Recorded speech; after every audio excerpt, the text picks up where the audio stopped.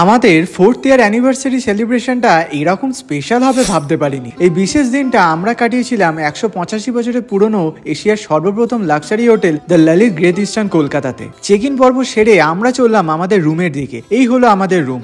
বিশাল বড় ছিল আর তেমন সাজানো গোছানো আর পরিষ্কার পরিচ্ছন্ন। হোটেলের তরফ থেকে আমাদের অ্যানিভার্সারির জন্য তারা কেকও দিয়েছিল আর ডেকোরেশনও করে দিয়েছিল। সেদিন আবার পয়লা বৈশাখ, তাই লাঞ্চ বুফেতে বাঙালি খাবারের সম্ভার, বিরিয়ানি, মাটন, ভাজাভুজি, এঁচোড়, মাছ, নানা রকম মিষ্টি দিয়ে সে এক এলাহি ব্যাপার। তারপর গোটা হোটেল ঘুরে দেখে নিচ্ছিলাম। এখানে স্পা, জিম সব রয়েছে। হোটেলের প্রতিটা কর্নারে রয়েছে ইতিহাসের অনেক ইন্টারেস্টিং কাহিনী। পুল সাইডটা কিন্তু বেশ চমৎকার। সেখানে একটু চিল করে আমরা আমাদের অ্যানিভার্সারি সেলিব্রেট করলাম।